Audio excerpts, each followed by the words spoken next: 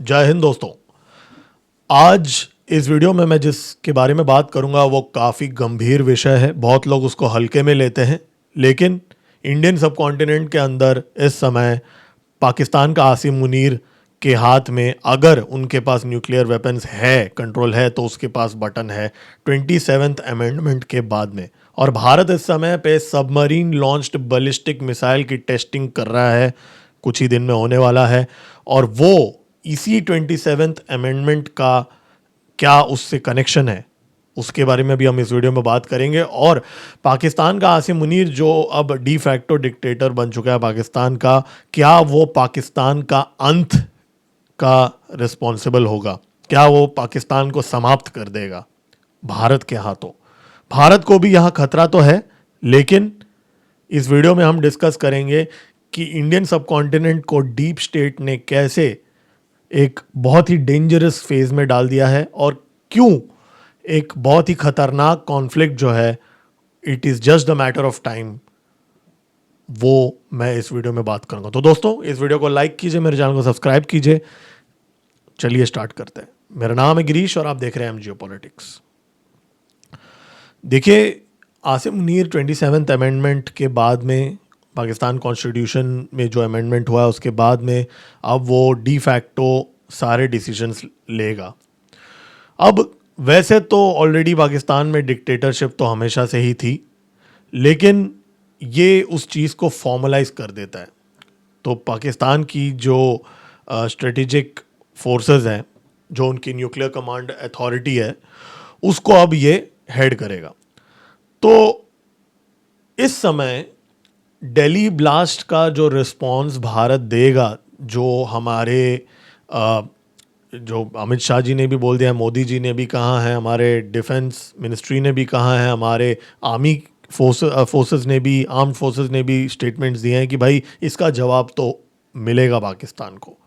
तो दिल्ली ब्लास्ट की मैं यहाँ बात नहीं कर रहा हूँ, लेकिन उसके अलावा भी इस समय जो पाकिस्तान प्लानिंग कर रहा है, आईएसआई जो इस समय प्लानिंग कर रहा है भारत के अंदर टेरर अटैक्स कराने का, वो हमें ये दिखाता है कि कहीं ना कहीं आसिम मुनीर जो है वो कॉन्फिडेंट है कि उसके पास या उसका पापा डोनाल्ड ट्रंप के पास न्यूक्लियर वेपन्स का एक बैकिंग है। इसके लिए वो भारत के अंदर कुछ भी कर सकता है और एक पॉइंट के बाद ये एस्केलेट नहीं होगा। इस हाइपोथेसिस को लेके आसिम मुनीर ये टेरर अटैक्स भारत के अंदर अभी भी प्लानिंग कर रहा है, ऑपरेशन सिंदूर के बाद में भी। अब हमें ये समझना पड़ेगा कि ये कॉन्फिडेंस उसको आया कहां से है, वो तो मैंने पिछले वीडियोस में भी आपको बता दिया। लेकिन भारत इस समय, इससे पहले कि मैं आगे बात करूं, आप लोगों को एक बात बता दूं, भारत इस समय माना जा रहा है एक K5 न्यूक्लियर मिसाइल की टेस्टिंग करने वाला है बे ऑफ बंगाल में। अगर K5 ना भी हो तो K4 हो सकता है, सबमरीन लॉन्च्ड बैलिस्टिक मिसाइल हो सकता है।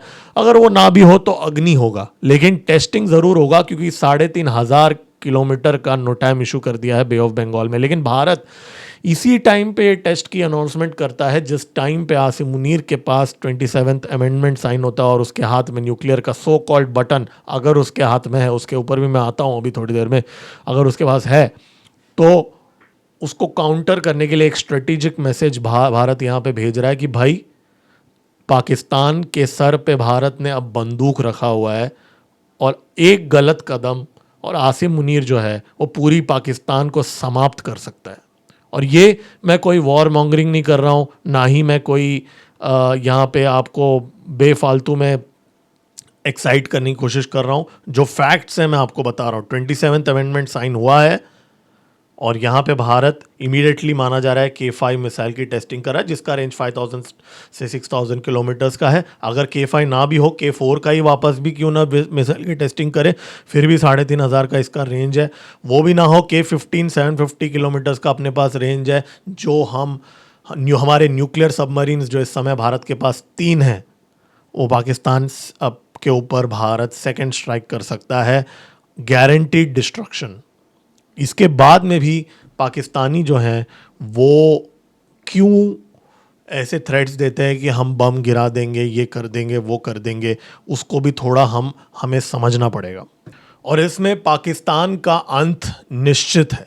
अब मैं वो क्यों बोल रहा हूँ, मैं लॉजिकली आपको बता रहा हूँ, मैं कोई अगेन वॉर मॉन्गरिंग नहीं कर रहा हूँ। अब आसिम मुनीर ने बोला कि भाई मैं भारत के जोग्राफिकल इम्यूनिटी को शैटर कर दूंगा अगले बार अगर कुछ होता है तो उसको ऐसा लग रहा है कि वो ये न्यूक्लियर थ्रेट के दम पे कुछ भी भारत के अंदर कर सकता है। लेकिन हमारे जो चीफ ऑफ आर्मी स्टाफ ने इस बार एक स्टेटमेंट दिया, मैं वापस रिपीट करूंगा कि क्या पाकिस्तान को भूगोल के अंदर रहना है कि नहीं रहना है। तो यहाँ पे स्ट्रेटेजिक मैसेजिंग्स दी जा रही है। अब यहाँ मिसकंसेप्शन किसका दूर होने वाला है वो उसको बहुत जल्दी मालूम पड़ेगा, क्योंकि उसकी मिसकंसेप्शन ये है कि न्यूक्लियर का जो एंगल है उसके बेसिस पे भारत जो है एक पॉइंट के बाद में एस्केलेट नहीं करेगा और उसकी जान जो है वो बच जाएगी। लेकिन यही उसका सबसे बड़ा गलती है। आप लोगों को मैं याद दिला दूं, पाकिस्तान ने ऑपरेशन सिंदूर के टाइम पे 500 और 1000 के बीच में उस क्वांटिटीज़ में ड्रोन्स भारत के अंदर दागे थे। उनमें से एक भी कोई मीनिंगफुल टारगेट के ऊपर हिट नहीं किया। आप इमेजिन कीजिए हंड्रेड्स ऑफ ड्रोन्स, उसमें से एक भी हिट नहीं कर पाता। और 3 मिसाइल्स भी दागे थे, उसमें से फतेह 2 था एक, अकॉर्डिंग टू रिपोर्ट, और तीनों ही भारत ने इंटरसेप्ट कर दिया था। राइट, हरियाणा के ऊपर एक इंटरसेप्ट हुआ था। तो भारत का जो एयर डिफेंस सिस्टम है वो अभी इस समय ऐसा नहीं है कि कन्वेंशनल वॉरहेड वाली मिसाइल को अलग तरीके से ट्रीट करता है और न्यूक्लियर वॉरहेड वाली मिसाइल को अलग तरीके से ट्रीट करता है। वो एक समान ट्रीट करता है। तो अगले कॉन्फ्लिक्ट में अगर पाकिस्तान कोई बैलिस्टिक मिसाइल भारत के तरफ अगर इस्तेमाल करता है तो उसके अंदर क्या न्यूक्लियर वॉरहेड है कि नहीं है, ये भारत को ऑब्वियसली हमारे इंटेलिजेंस एजेंसीज को पता होगा या वो कोशिश करेंगे। लेकिन भारत को क्या उसे एक न्यूक्लियर थ्रेट समझ के क्या भारत को अपनी जो नो फर्स्ट यूज़ पॉलिसी जो है भारत का, क्या उसको रिविजिट करने की ज़रूरत है इस समय? वो सवाल, वो प्रश्न जो है इस समय उठ रहा है। लेकिन राजनाथ सिंह जी ने ये भी बहुत ही क्लियरली बोल दिया है कि ये जो नो फर्स्ट यूज़ पॉलिसी है ये कोई पत्थर की लकीर नहीं है, वो चेंज भी हो सकता है। तो क्या टाइम आ गया है कि भारत को जो एम्बिग्विटी है वो हटा देना चाहिए। देखिए, इस समय हमारे आर्मी ने कहा है कि अगले वॉर के अंदर land is the victory, currency of victory. तो मतलब अगले कॉन्फ्लिक्ट के अंदर ज़मीन लेने की बातें चल रही है। तो पाकिस्तान ने अपने ज़मीन को ही गार्ड करने के लिए जो उनका नस्र है और जो टैक्टिकल वॉरहेड्स वाले न्यूक्लियर वेपन्स हैं वो बनाई है। और पाकिस्तान का ये मानना है कि राजस्थान के रेगिस्तान में, गुजरात के रेगिस्तान में, वहाँ से अगर कोई इन्वेजन आती है तो वो नस्र इस्तेमाल करेंगे और उस टाइम पे 5 से 10 किलोमीटर के रेडियस में ये ब्लास्ट होगा और वो उनके लिए टैक्टिकल डेटरेंस है। लेकिन भारत का इस समय ये मानना है कि अगर पाकिस्तान भले टैक्टिकल वॉरहेड ही क्यों ना यूज़ करे तो हम उसको एक मेजर प्रोवोकेशन कंसिडर करेंगे और हमारा रिस्पांस जो होगा वो स्ट्रेटेजिक होगा।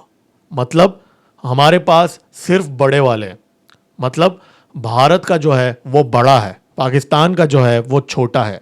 और भारत का जब बड़ा वाला गिरेगा ना पाकिस्तान के ऊपर, तब ये जो आसिम मुनीर की जो स्ट्रेटेजिक डेप्थ के तरह उनकी जो कैलकुलेशन होती है ना, तालिबान के अंदर, पाकिस्तान, अफगानिस्तान के अंदर भी उन्होंने बोला था हमारी स्ट्रेटेजिक डेप्थ है, वो कितना बड़ा स्ट्रेटेजिक फांसी का फंदा बन गया ना पाकिस्तान के लिए आज। तो उसी तरह ये जो आसिम मुनीर का ये जो सो कॉल्ड स्ट्रेटेजिक डेटरेंस सोच के बैठा है उसका जो न्यूक्लियर वेपन्स को, क्या वो पाकिस्तान का अंत लेके आ सकता है? क्योंकि अगर जो वो बोल रहा है कि उनके पास टैक्टिकल वॉरहेड्स है और एक न्यूक्लियर एनवायरनमेंट के अंदर एक कन्वेंशनल कॉन्फ्लिक्ट नहीं हो सकता जो उसका दावा है, अगर if he really means what he says, तो इसका मतलब तो यही है। क्योंकि अगले बार अगर पाकिस्तान ऐसी कोई हरकत करता है तो उसके बाद में भारत के पास कोई और ऑप्शन ही नहीं होगा to completely give a strategic response. और अब मैं इसको एलैबोरेट नहीं करूँगा स्ट्रेटेजिक रिस्पॉन्स क्या है, आप समझ सकते हो। मतलब हमारे जो एनिमी को ऐसे पोजीशन पे लाना कि कंप्लीटली वो तबाह हो जाए, कि वो फिर कभी उठ ही ना पाए। तो उसके लिए आप समझदार हो कि भारत क्या कर सकता है, और उसके लिए भारत के पास अब सबमरीन लॉन्च्ड बैलिस्टिक मिसाइल्स हैं, और ये पाकिस्तान जो है इसका कुछ नहीं कर सकता, क्योंकि पाकिस्तान के पास जो है जो कैपेबिलिटी है वो नहीं है इन मिसाइल्स को इंटरसेप्ट करने का।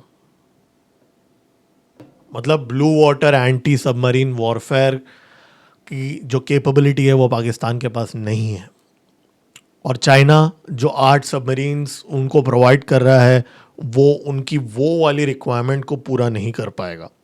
तो पाकिस्तान के पास इस समय वो क्षमता नहीं है भारत के सेकंड स्ट्राइक से बचने के लिए।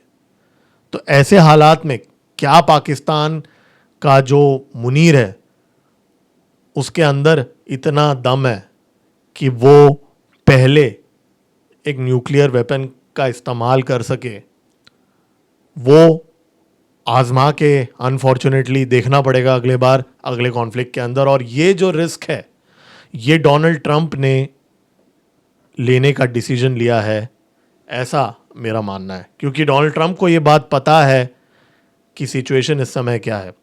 अब यहाँ एक और बात आ जाती है कि पाकिस्तान के जो न्यूक्लियर वेपन्स है क्या सच्ची में वो पाकिस्तान के कंट्रोल में है? अब ये एक अलग ही टॉपिक है।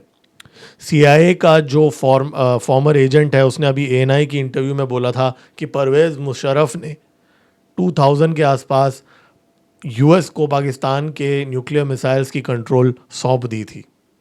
अगर ये बात में सच्चाई है तो इसका मतलब डोनाल्ड ट्रंप के कहीं हाथ में न्यूक्लियर का बटन ना हो, ये भी हमें दिखाता है कि आसिम मुनीर अगर ऐसा निकला तो इसका मतलब यह है कि आसिम मुनीर की कुटाई जो है वो 101% कन्फर्म्ड है, क्योंकि डोनाल्ड ट्रंप ही नहीं, पहले के जो भी US के प्रेसिडेंट्स थे हमेशा उन्होंने भारत को यही पाकिस्तान के न्यूक्लियर वेपन्स के आड़ में भारत के अंदर टेरर अटैक्स करवाए CIA ने ISI के साथ मिलके, और भारत को स्ट्रेटेजिकली बुली करने की कोशिश की। अब ऑपरेशन सिंदूर में भारत ने वो न्यूक्लियर ब्लफ को तोड़ दिया है। तो अब क्या डोनाल्ड ट्रंप वो करेगा जो आज तक कोई US प्रेसिडेंट ने किया नहीं है? दैट मीन्स पाकिस्तान को अपने न्यूक्लियर वेपन्स यूज करने देगा? वो इस समय उसकी प्रोबेबिलिटी तो बहुत ही लो है, लेकिन अगर ऐसा होता है तो भारत के पास जो हमने इतने सारे वॉरहेड्स रखे हुए हैं और हमारा जो nuclear launch submarine launch nuclear missile है वही नहीं, इनफैक्ट रेल लॉन्च अग्नि है, हमारे मिराज में भी वॉरहेड्स फिट होते हैं, तो they will ensure that Asim Munir is responsible for the complete destruction of Pakistan. और ये हो के रहेगा अगर आसिम मुनीर ये सोच रहा है कि वो भारत के अंदर टेरर अटैक करा देगा और भारत एक conventional war beyond a point नहीं लड़ेगा और ज़मीन कैप्चर नहीं करेगा, क्योंकि भाई उसके पास सो कॉल्ड न्यूक्लियर वेपन्स है। वो नहीं होना है। इसका मतलब यह है कि ये जो 27th amendment to Pakistan constitution जो इसने करवाया है और जो न्यूक्लियर कमांड अथॉरिटी का ऑफिशियली इसने बटन जो है कंट्रोल लिया है, इससे कुछ भी फ़र्क नहीं पड़ने वाला भारत के आर्मी, भारत के एयरफोर्स और नेवी और हमारे लीडरशिप के ऊपर। अगर कोई फ़र्क पड़ेगा तो सिर्फ इतना पड़ेगा कि पाकिस्तान का अंत जो है वो निश्चित करके ही रहेगा आसिम मुनीर, अगर वो इस राह पे चलेगा। इसलिए भारत को बिल्कुल भी वरी होने के लिए की ज़रूरत नहीं है। खतरा है, जी हाँ, हर मिसाइल इंटरसेप्ट नहीं हो सकता, लेकिन हमें पूरा भरोसा है हमारे फोर्सेस पे। अगर हम कैराना हिल्स पे हिट कर सकते हैं तो अगले कॉन्फ्लिक्ट में हम दूसरे जगहों पे भी हिट कर सकते हैं। हमें उनकी हर मूव का पता है, और अगले कुछ हफ्तों में जो टेरर अटैक्स भारत के अंदर प्लान किया है ISI ने, अगर ये होता है तो इसका मतलब पाकिस्तान का अंत नज़दीक है। और दिल्ली ब्लास्ट का जो भारत का रिस्पॉन्स होगा उसको लेकर अगर आसिम मुनीर कोई ऐसी वैसी हरकत करेगा तो भी पाकिस्तान का अंत निश्चित है। तो हर एंगल से यहाँ पे नुकसान ही दिख रहा है पाकिस्तान का। तो आसिम मुनीर जो है, he is on a destructive path. On this note इस वीडियो को मैं एंड करता हूँ। दोस्तों इस वीडियो को लाइक कीजिए, मेरे चैनल को सब्सक्राइब कीजिए। मेरा नाम है गिरीश और आप देख रहे हैं जियो पॉलिटिक्स। मिलते हैं अगले वीडियो में। जय हिंद।